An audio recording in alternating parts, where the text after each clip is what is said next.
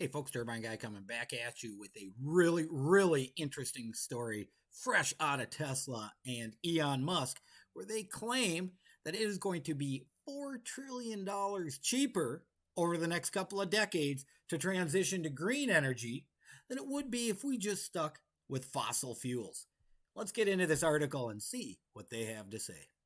Starting with paragraph 2 here, Tesla's report finds that an economy built on sustainable energy is not only feasible, it is economically preferable.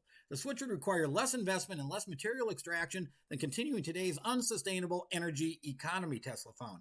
The investment needed to develop a sustainable economy based on an electrical grid and manufacturing industry powered by renewable energy and electrified transportation would be $10 trillion. But sticking to oil, coal, and natural gas would end up costing $14 trillion globally over the next 2 decades. According to the paper, a difference in price roughly equivalent to the annual GDP of Germany. An efficient transition. Tesla's report is not the only one warning about the cost of committing to fossil fuels long term. An Oxford University study last year found that switching from fossil fuels to renewable energy by 2050 could save the global economy around $12 trillion, while warning that the narrative of the energy transition being too expensive to pursue is misleading.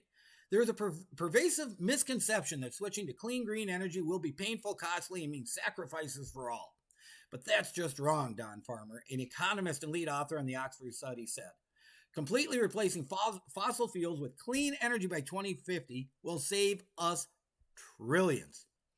Tesla's report did not examine the potential future costs of climate change impacts or the expenses of adapting to climate change, but failure to mitigate climate change is also likely to be costly. In the U.S. alone, taxpayers could have to pay an extra $2 trillion by the end of this century to make up for the shrinking federal budget due to climate change. Fossil fuels have long been considered reliable for generating energy, but other recent studies have found that its efficiency has declined along with the Earth's available supply of hydrocarbons. In 2019, a study published in Nature found that the true return on investment from fossil fuels is around 6 to 1, far lower than the previous estimates of 30 to 1 returns, and that puts fossil fuels' cost efficiency ratio roughly on par with renewables. The study also found that fossil fuels efficiency is set to decline further in the coming years as the cost of tapping scarcer supplies increases. Other studies have put the higher price tag on an energy transition, although even then the benefits outweigh the costs of inaction. A Stanford University study published last year found that transitioning the entire global energy system to renewables by 2050 would cost $62 trillion. Well, that's a little more than $14 trillion. But even that eye-watering expense might be a bargain, as research found that the benefits of the transition would amount to $11 trillion annually, meaning it would take only 6 years to repay the investment. Other recent reports have worked to price in fossil fuels hidden cost to nature. Biodiversity and ecological functions ranging from freshwater filtration to stable food systems are worth as much as $150 trillion according to a 2021 BCG report, or around twice the value of the annual global GDP. But man-made pressures and ecological decay are already costing the global economy $5 trillion a year. Well, is that ever an interesting story? And everybody who does some calculation comes to the same conclusion that switching to renewables is the best idea over the long term.